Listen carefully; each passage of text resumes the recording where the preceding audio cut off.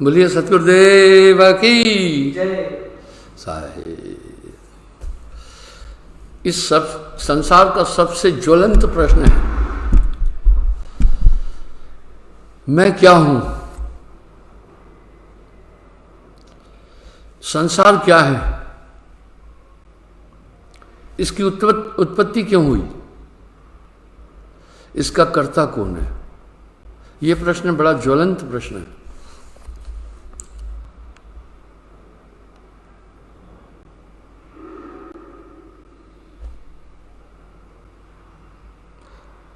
इन प्रश्नों का उत्तर सहज नहीं मिलता है, आराम से नहीं मिलता है।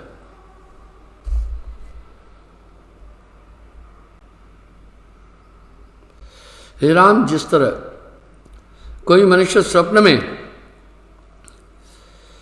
राजा और रंग के रूप को देखकर प्रसन्न और दुखी होता है, और जब तक वो स्वप्नावस्था में रहता है तब तक सत्य ही समझता है, वास्तव में वो कुछ भी नहीं होता है।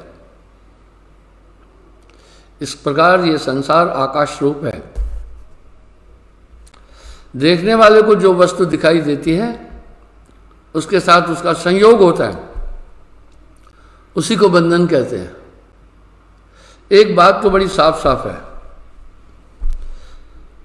जब शास्त्राकार कह रहे हैं आत्मा का न कोई पिता है, न कोई मां है, न कोई सृष्टा है, न इसकी किसी ने उत्पत्ति की, क्योंकि जिसका भी प्रारंभ होता है उसका एंड होगा।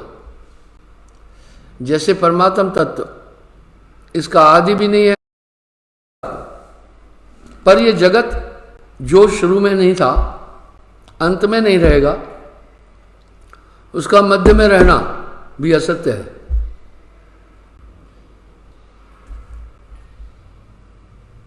देखने वाले को जब वस्तु दिखाई देती है उसके साथ उसका संयोग हो जाता है। कैसा संयोग होता है? उसका एक प्रभाव पड़ता है। अगर आप फूल को देखते हैं तो आपका हृदय पुलकित हो जाता है, लेकिन जब गंदगी और विष्ठा की तरफ नजर जाती है तो आपको घृणा उत्पन्न हो जाती है। दृश्य ब्रह्म जगत, यानी जो हम दृश्य देखते हैं इससे जगत की पुष्टि होने लगती है। यह है।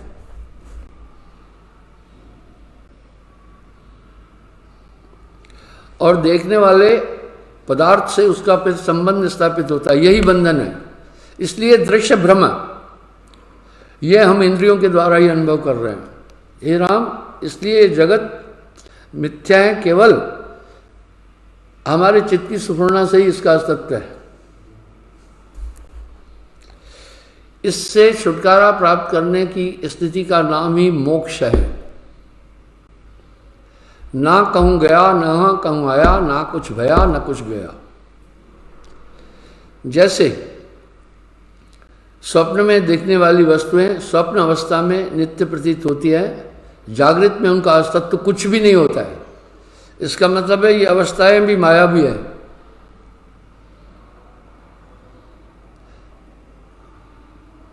और इसी तरह बाल, जवानी और वृद्धपुन, चार अवस्था जान, इनमें कुछ साचो नहीं, नानक बिन भगवान। इसलिए वो एक नित्य है, बाकी सब ये स्वप्न है। संसार की असारता और स्वप्नवत है। इसकी व्याख्या मेरे विचार से सभी महापुरुषों ने की है। जो वस्तु उत्पन्न होती है वही घटती बढ़ती और ऊंची नीची होती है। जिसकी उत्पत्ति नहीं है उसका घटना बढ़ना और ऊंचा नीचा होना कैसा है?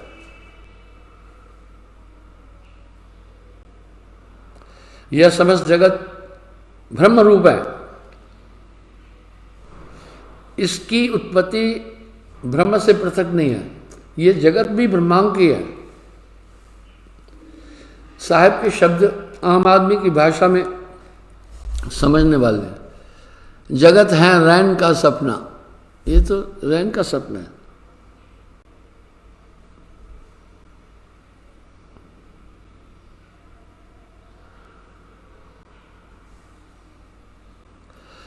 जिस प्रकार सोने से बनाए हुए पदार्थ का रूप तो सोने से भिन्न हो जाता है, लेकिन उसके अंदर वास्तव में सोना ही है।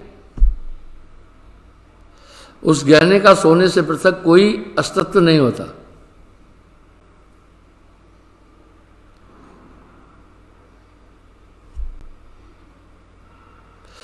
हे राघव, अपनी कल्पना से सृष्टि का आभास होता है। मैंने आपको दार्शनिक गेटे की बात कई बार बोली है। वो तो कह रहा है मुझसे पहले कोई जगत ही नहीं था, ये मेरा सृजन है। मैं ही समझता हूं कि चंद्रमा छोटा बड़ा हो रहा है, मैं ही सूर्य का भान करता हूं, भास करता हूं। जिन पदार्थों के विषय में मैं नहीं जानता, उसका सृजन ही नहीं हुआ है।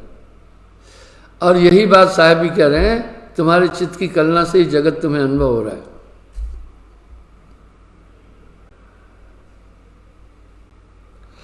हे राघव, इस प्रकार ये दिन भर मनुष्य हमेशा पदार्थों को देखता रहता है। इससे उन पदार्थों के प्रति उसकी पुष्टि हो जाती है। आज मैं ये ग्लोब देखा तो ये मुझे सत्य लग रहा है, कल भी मैं ये देखूंगा तो मेरी पुष्टि हो गई कि ये है। लेकिन सत्य है कि इसका अभी होना भी अनित्य ही है, क्योंकि ये नाशवान है, एक दिन मिट्टी में मिल जाएगा।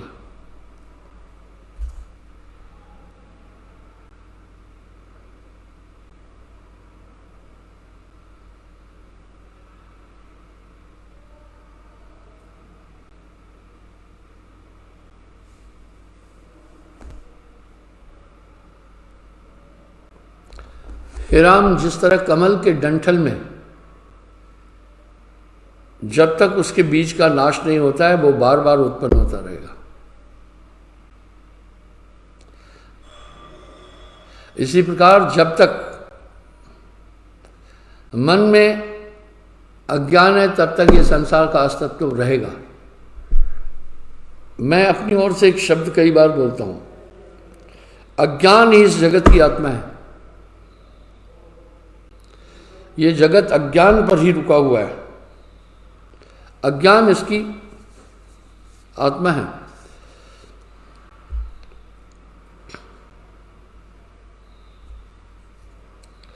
इसलिए ऐसे तप दान आदि से क्या लाभ? इससे जगत की निवृत्ति होती नहीं है। ये उपाय तो ठीक उसी प्रकार है जिस प्रकार कोई मनुष्य अज्ञानवश वृक्ष के पत्तों को तोड़कर उसके बीज का नाश करना चाहे। ये दृश्य ब्रह्म जगत पर योगावशिष्ट में बहुत व्याख्या दी है।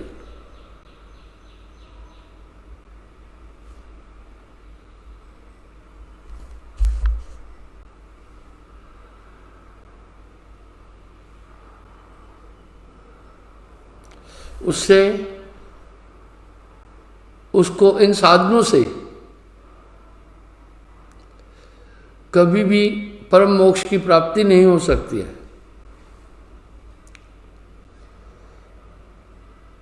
अब यहां साहब भी कह रहे हैं,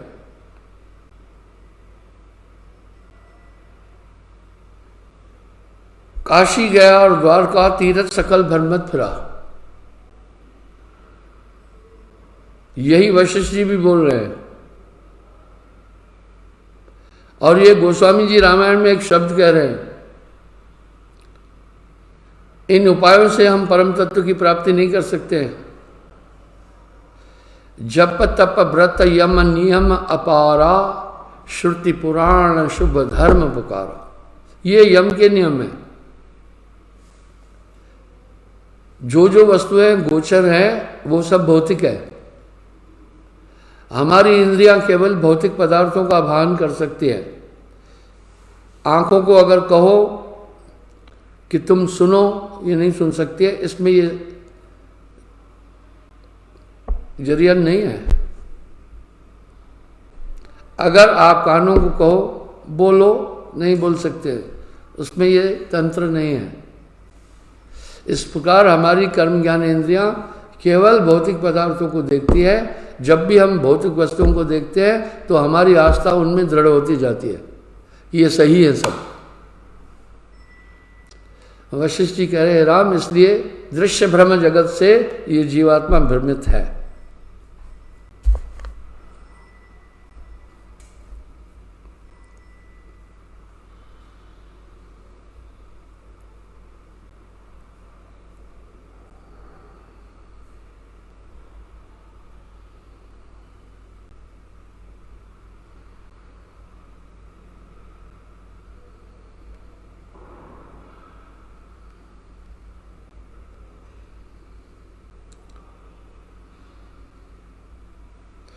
अज्ञान के कारण से जैसे सुसुप्ति से पर जागृत आ जाती है, इसी प्रकार से इन अवस्थाओं में जीव घूमता रहता है।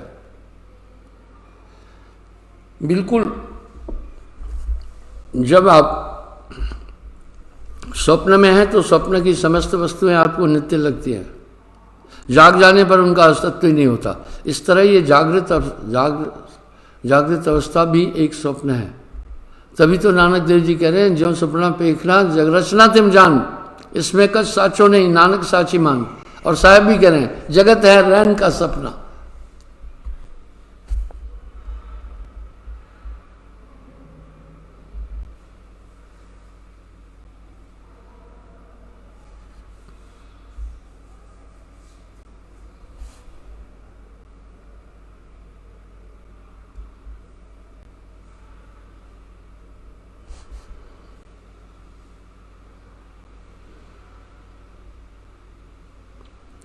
अज्ञान के कारण ही प्राणी जगत में लिप्त है।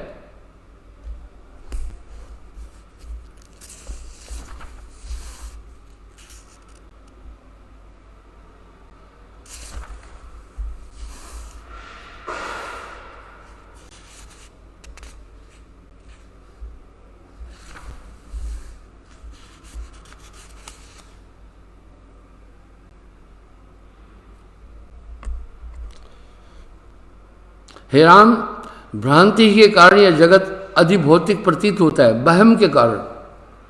ठीक वैसे ही जिस तरह अपनी परछाई में किसी प्रेतात्मा का भाव लेकर एक बालक डरता है, यथार्थ में उसमें कोई प्रेतात्मा नहीं है, वो उसका भ्रम है। बस ये जगत भ्रम है।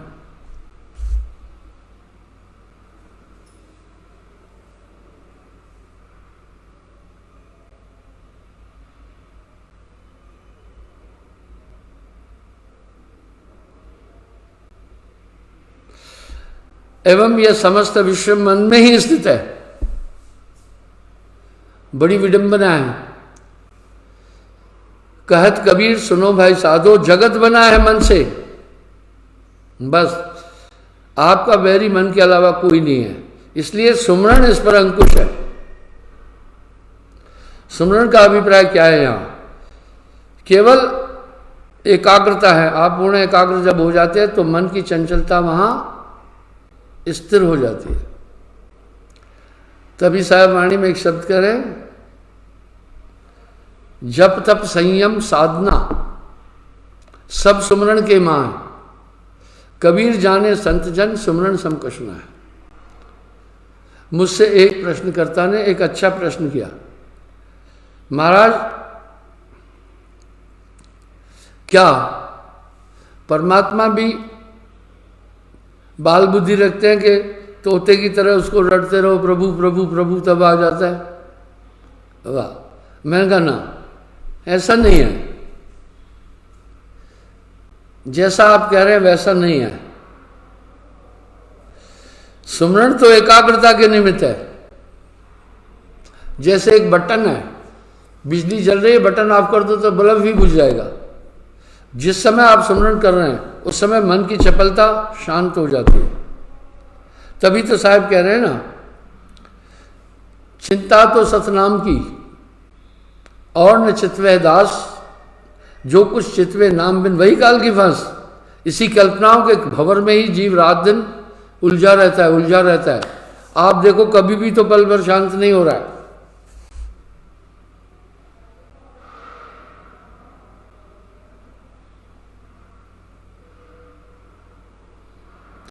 हे राम, जिस प्रकार तुम किसी स्वप्न को देखते हो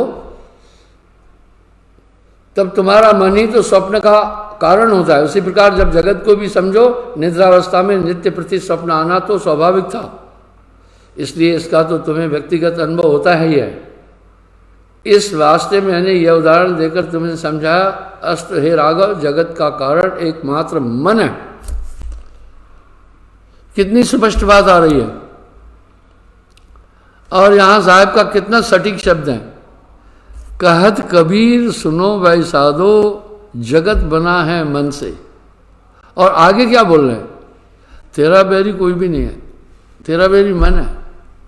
फिर क्या कह रहे हैं? मन ही आए काल कराला, जीव नचाए करे बेहाला। ब्रह्म का उर्वरक, ब्रह्म की उत्पत्ति करने वाला केवल मन है।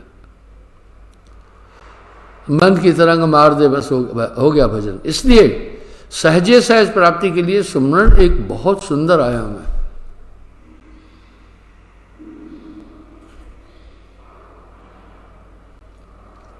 जब मन का निग्रह होता है तभी इस दृश्य रूपी जगत का भ्रम भी मिट जाएगा। जब तक मन का निग्रह नहीं किया जाता है तब तक यह दृश्य भ्रम दूर नहीं हो सकता।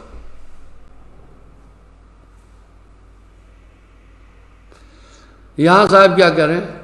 मन जागे, मन सोए, मन लेवे, मन देवे, कहत कबीर सुनो भाई साधो, जगत बना है मन से। आगे क्या करें? मन को मार गगन चढ़ जाए, छूटा कलमल यही अलेखा, यह नैनन साहिब को देखा। जैसे नशे की अवस्था में हमारी कोशिकाएं अवरुद्ध हो जाती हैं, वो सब चीज़ें घूमती हुई नजर आती है, सही में तो वो घूम नहीं रही है, ये केवल हमारे चित्त के विकृत होने से ही वो घूमती नजर आ रही है। इसलिए केवल ये पूरा शरीर भी विष की बेल है, इसका एक एक ताना बाना आत्मा को बांधने के लिए है। यहां साहब बड़ा सुंदर शब्द कह रहे हैं, ये तन विष की बेलरी, गुरु अमृत की खान, शीश दिए जो गुर मिले तो भी सस्ता जान।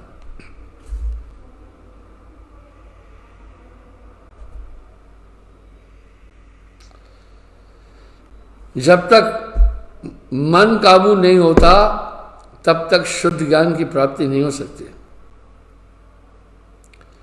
विशुद्ध ज्ञान की प्राप्ति, विशुद्ध ज्ञान के न होने तक पूर्ण आत्मानंद की प्राप्ति असंभव है। वह मन की तरंग मार दो, मन की तरंग मार दो, बस हो गया भजन। आदत बुरी सुधार लो, बस हो गया भजन। आया है तू कहां से और जाना है कहां, इतना सा बस विचार ले तो हो गया भजन। तो भैया सुमरन पर बहुत ज्यादा साहिब वजन दे रहे हैं। सुमरन का महात्म। अब क्या बोल रहे हैं? हे राम,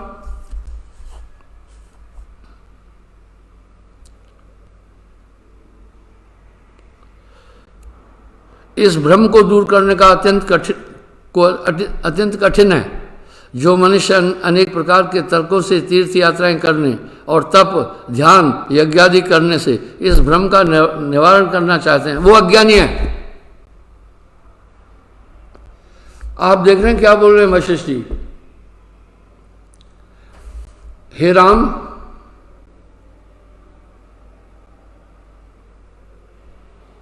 इस भ्रम को दूर करना अत्यंत कठिन है। बिना आत्मज्ञान के ये भ्रम नहीं जाएगा। जो मनुष्य अनेक प्रकार के तर्कों से, तीर्थ यात्रा करने से और तप, ध्यान, यज्ञ आदि करने से इस भ्रम का निवारण करना चाहे, वो अज्ञानी है। बात तो यहां सिमट गई ना। वहां कह रहे जप तप व्रत यम नियम अपारा। जब ये यथार्थ बोलो तो लोग कहेंगे ये तो भैया विधर्मी है। अब देखिए ना,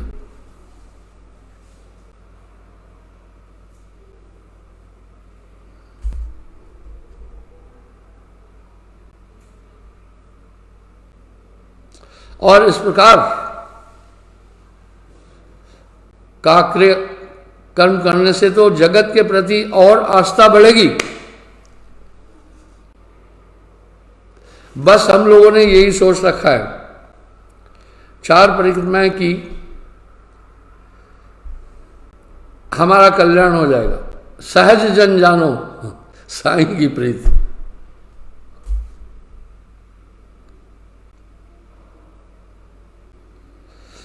वरन क्या बोल रहे हैं?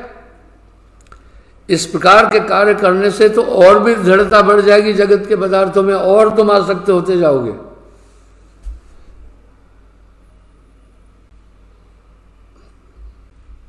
और जतन नहीं तरन को, कोई कोटिन करे उपाय। अब यहां साहब क्या करें, एक नाम की ताकत से ये जीव तरेगा, चाहे करोड़ों उपाय क्यों नहीं करे।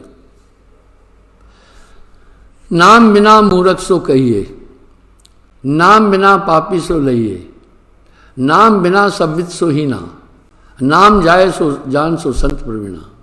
बचियो एक उपाय।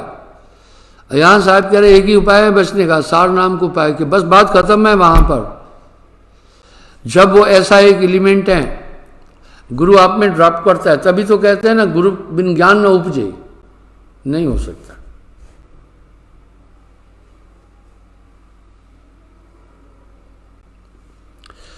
क्योंकि वह मनुष्य जो भी करेगा वह इस जगत में ही रहकर नित्य प्रति इन पंच भौतिक वस्तुओं को ही तो देखेगा।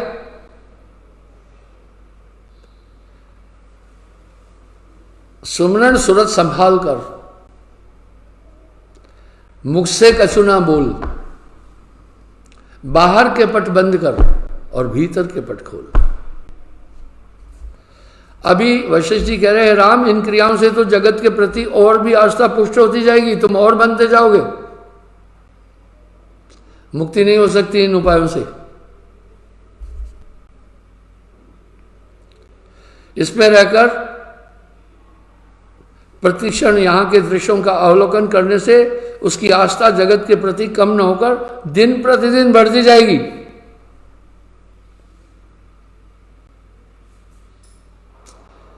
लोभी को धन की प्राप्ति से तृप्ति नहीं मिलती है और धन के प्रति उसकी लालसा बढ़ती है। इसी प्रकार भौतिक संसाधनों से मोक्ष का प्रयास करना अपने आप को और भी बांधना एक जैसा है।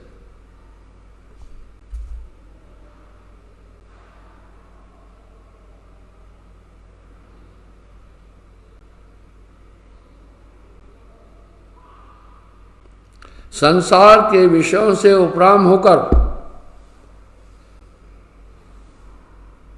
जो स्थित होना चाहे तो भी उसको सफलता मिलने में बहुत समय लगेगा। सफलता प्राप्त होने के उपरांत भी उसे जगत के विषय पर आकर्षण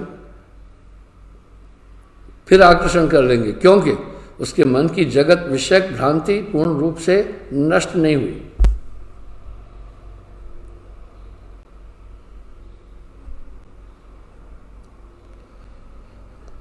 जन्म मरण का बीज वो नाम की ताकत खत्म कर देती है। देखिए नाम की ताकत पर कैसा शब्द साहब कह रहे हैं, नाम जो रत्ती एक है, पाप जो कोटि हजार, सभय जार कर छार करे, जैसे चिंगी आग की बड़ी पुरानी घास।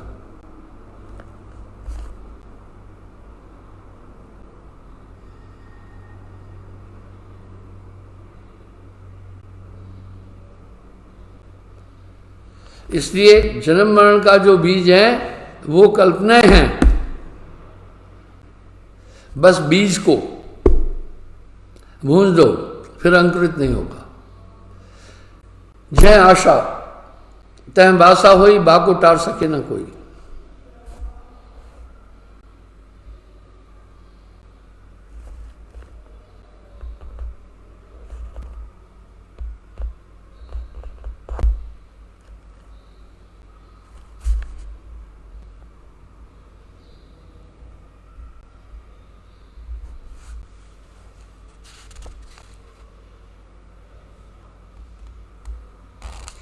अभी पता है क्या बोल रहे हैं वशिष्ठ जी, वो भी सुने। मेरे इस शास्त्र को तत्वज्ञ, तत्व को जानने वाले, तत्व के ज्ञाता, प्रशस्त विद्वान के निकट बुद्धिमान मुमुक्षु श्रवण करे। यानी कहता नर बहुते मिले। कौन? जो यथार्थ में तत्व को जानने वाला है, उसके द्वारा जब सुनेगा तब लाभ मिलेगा, नहीं तो लाभ नहीं मिलेगा।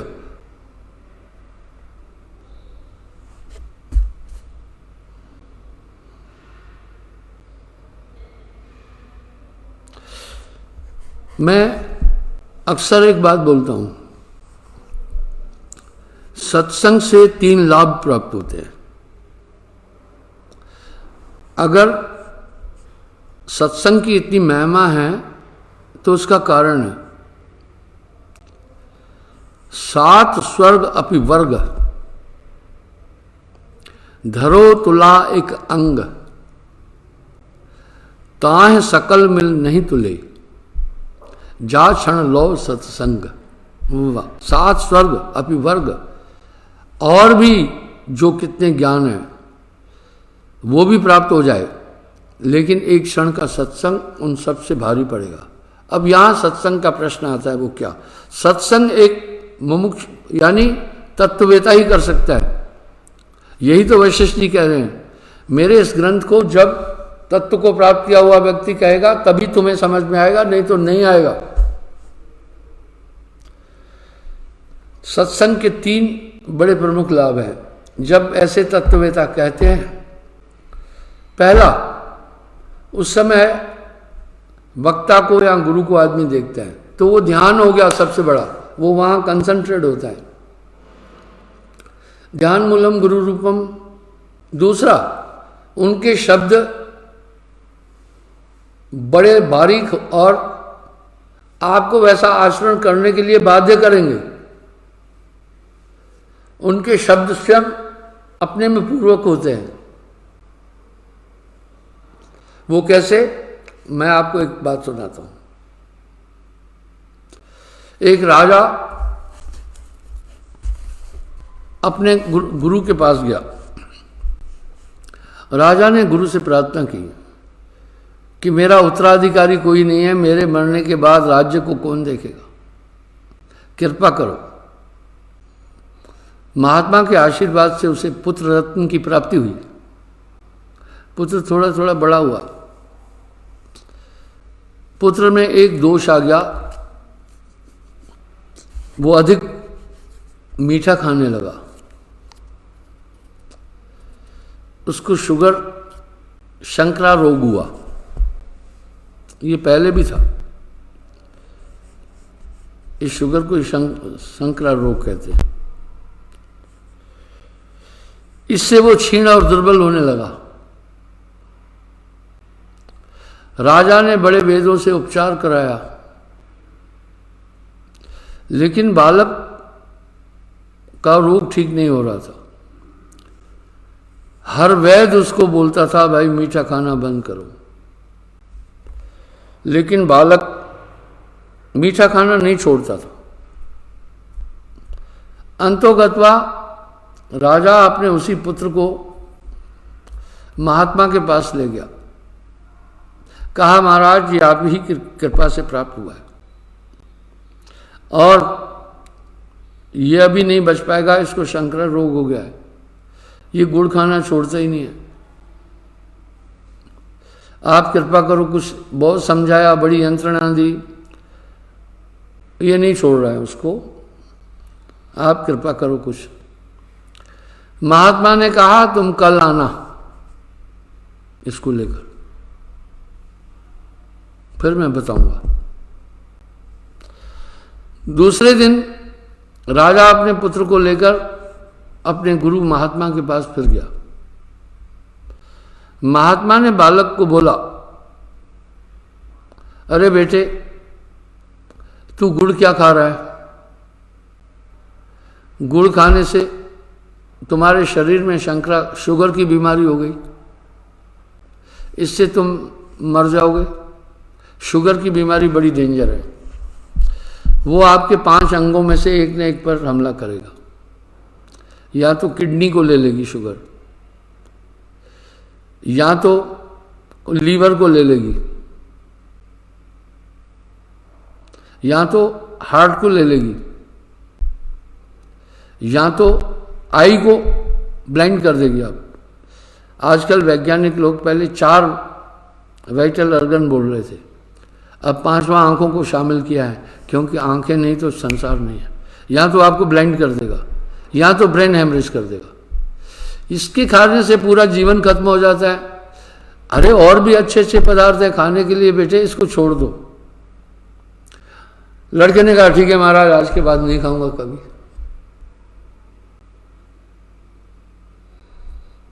महात्मा से राजा ने एक बात कही, हे महात्मा ने,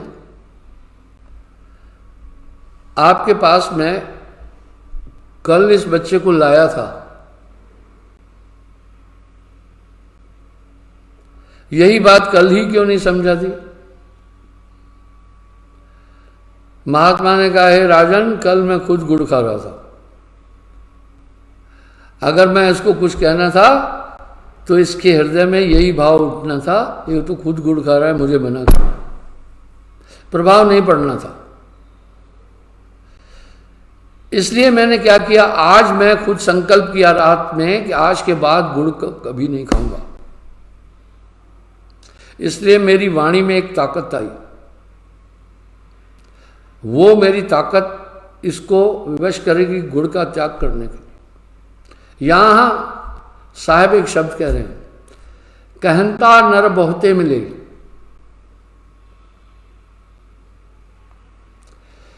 कहनता नर बहुते मिले, गहनता मिला न कोय। कहने वाले बहुत मिलते हैं, ग्रहण करने वाले नहीं मिलते हैं। वह कहनता वह जाने दे जो न गहनता होए। हमारे यहाँ कॉलेज में लेक्चरर था, वो सिगरेट पर बहुत बड़ी लंबी लंबी बात करता था कि हाँ ये हानि है, वो हानि है, लेकिन इंटरवल में वो अपने कमरे में बैठकर सिगरेट पीता था तो लड़के मजाक उड़ाते थे कि ये एक एक घंटा तो सिगरेट पर अपनी बातचीत किया और उपदेश किया, खुद पी रहा है। तो इसलिए जब महापुरुष वाणी बोलते हैं उनमें अनुकरणीय शक्ति भी दे देते हैं, क्योंकि वो खुद उसका अमल करते हैं। यहां साहब ने बड़ा सुंदर शब्द कहा, कहनता नर बहुते मिले, कहने वाले तो बहुत मिलते, गहनता मिला न कोई। वो ग्रहण नहीं करते हैं, लेकिन खुद भी वह कहनता वह जाने तो किस काम का, जो न गहनता होए। यही बात महात्मा ने राजा को बोली। तो पहली बात, जो महात्मा के प्रवचन होते हैं संतों के, उनमें अनुकरणीय शक्ति होती है, वो आपको मजबूर करेंगे उस पर अमल करने के लिए। जैसे उनकी वाणी सजीव वाणी है। उदाहरण के लिए, आज मैंने आपसे कहा कि फल खाने के बाद कभी जल नहीं पीना है, ये दूसरे के प्रतिरोधक है, आपको प्रॉब्लम उठेगी। अब जब भी आप फल खाने के बाद जल पीने की चेष्टा करोगे, मेरा शब्द आपके पास घूमेगा। तो इस तरह से कहा, है राजन, अब ये तेरा, पहली तो ये ताकत मिलती है, पहली ताकत मिलती है ध्यान मूलम गुरु रूपम। जब हम उनको देखते रहते हैं, उससे बड़ा कोई ध्यान नहीं। जितनी देर हम उनको देख रहे हैं, हम ज्ञानावस्था में हैं, हम ध्यानावस्था में। दूसरा, उनकी वाणी अनुकरणीय है, वो हमें विवश करेगी उन नियमों पर चलने के लिए। आपके माँ बाप ने भी तो बोला था ना, झूठ नहीं बोलना, आप बोले जा रहे थे। आपके माँ बाप ने भी तो कहा था ना, मांस नहीं खाना, शराब नहीं पीना, आप पिए जा रहे थे।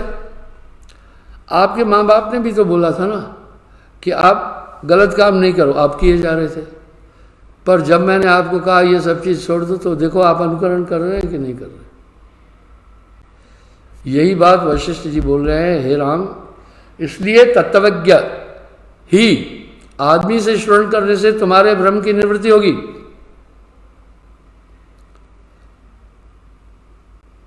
इस शास्त्र का श्रवण करने से बुद्धि निर्मलता से के बल से बलपूर्वक परम पद को प्राप्त होगी। जैसे औषधि के संयोग से मलिन जल स्वच्छता को प्राप्त होता है, हे राम, पूर्वक साधन के प्रभाव से मननशील मुमुक्ष का अंतःकरण तत्व ज्ञान प्राप्त होने से इच्छा न करने पर ही परम पद की प्राप्ति होती है। चाह मिटी, इच्छा नहीं हो, चाह मिटी, चिंता मिटी, मनवा बेपरवाह, वही शान शायन जाको न चाह। बस कल्पनाओं के चक्र को रोकने का अगर कोई साधन है तो वो सुमरण है, उसको न भूलना। जब तब संयम साधना सब सुमरण के माँ है। कबीर जाने संत जन सुमरण संकसना।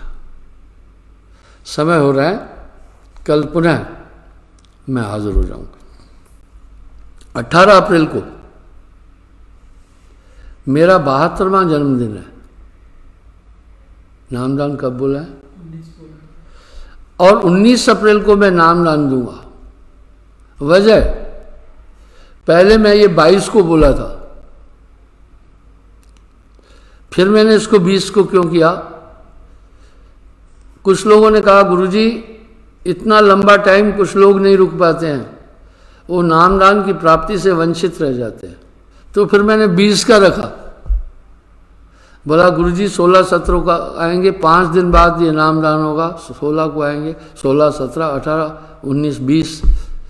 तो गुरुजी संभव है कुछ लोगों को इसमें दिक्कत आएगी। फिर मैंने अब 19 को रखा है। 19 अप्रैल को दीक्षा होगी शाम को,